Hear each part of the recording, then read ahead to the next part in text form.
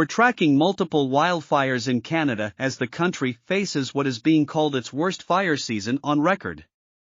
Fires in the Kelowna region of British Columbia and 1,200 miles or 2,000 kilometers north in the country's Northwest Territory capital of Yellowknife are some of the more than 1,000 active wildfires across Canada. 186,000 residents in both Kelowna and West Kelowna are under a state of emergency after fast-burning and unpredictable wildfires forced evacuations early on Friday.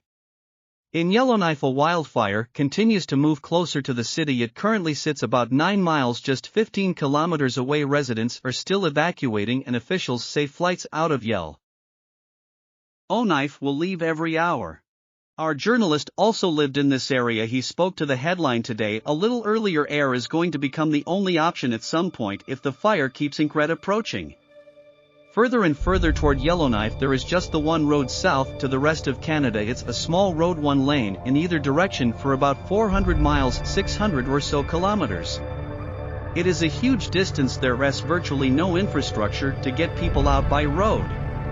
So air is the only other alternative, and that means 20+ flights today, the military adding extra flights. On top of that, there are still some scheduled flights getting out of that airport as well. Lineup of people at the school in Yellowknife and then a bus to the airport and get them out that way. As far as I can tell, that system is operating about as well as it could so far today, even to the point in fact that they were crying out for more people to get into the line.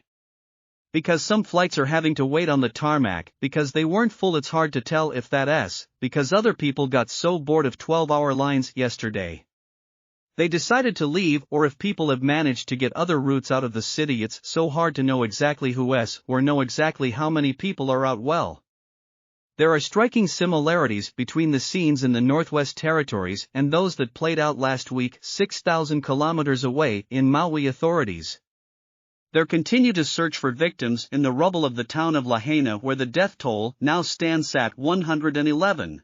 Earlier this week, the source of those deadly fires seemed to have been found. The security camera footage shows the moment a tree fell on a power line in Maui's so-called upcountry. It's believed to be the first in a chain of events that led to the widespread devastation we saw last week. Washington Post reporter Brianna Sachs found data and video evidence indicating electrical faults in the island's power grid, likely igniting the most devastating wildfires on Maui. Here's what she had to say on some security footage that took place at 10:47 p.m. Monday night in upcountry, which captured this bright flash, which we now believe is what's called an arc flash, and that's what happens when the electrical grid faults.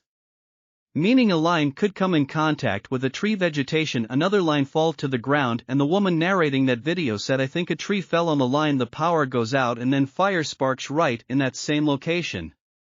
I overlaid that with some electrical grid sensor data that I obtained from a company called Whisker Labs, and those things occurred at the exact same moment. So that was the first time that an electrical malfunction was caught on video. Was directly correlated with data confirming that the power system experienced a major problem at that time.